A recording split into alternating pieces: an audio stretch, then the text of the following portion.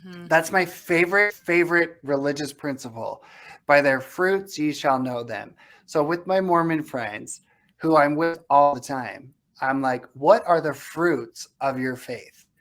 You love me. You bring me a casserole when I'm sick. I'm welcome in your home for Thanksgiving because I've lost my mom, and you've adopted me as a mom, and you call me your son, and you come to my events and help me with my wig in the back and do photo shoots.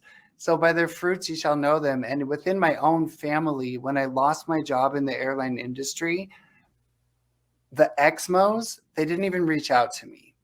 Mm. It was the hardcore Mormons who contacted me, and one of them paid my rent for 1 year while I tried to get back on my feet. So, are your beliefs crazy? Yes.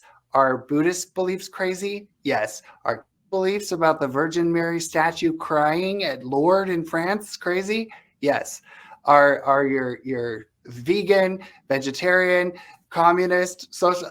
Everybody's views can be sort of watered down to insanity, but by their fruits you shall know them. So on the one hand, living here in Utah, I have I have a community of mothers and friends who will be there for me no matter what their religion.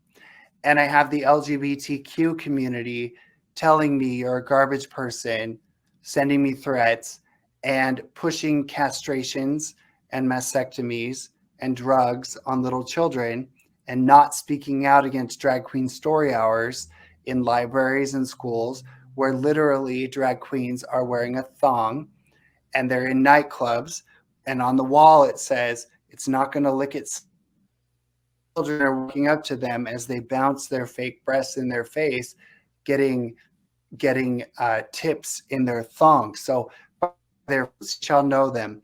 What are the modern fruits of the LGBTQ Democrat community? It's suicide among transgender youth. They blame me, they blame conservatives, but these children are killing themselves because they're being injected with drugs that don't belong in their body. These children are killing themselves because they're 16 years old with gigantic scars where they remove their breasts and they realize back. And stories of detransitioning or regret are kicked off of social media immediately.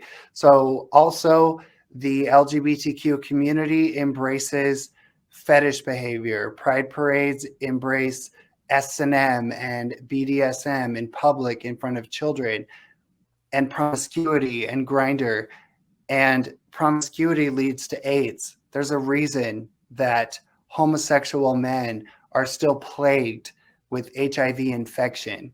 And it's because they've been lied to that sex is recreational, that sex is just for fun, that you hook up when you go on a date. And those lies lead to disease, they lead to injury. And I'm speaking of personal experience with people very close to me who came out of the closet, they left the Mormon church, and now they're facing dire consequences physically and medically because of the narrative that it's all just fun and games. So, by their fruits ye shall know them. What are the fruits of a faithful church on Sunday who doesn't watch R-rated movies, who doesn't drink alcohol in the home? And what are the fruits of a liberated LGBTQ uh, leftist home allowing their child to take drugs that will render them infertile and increase their cancer risks? So to me, again, it's not.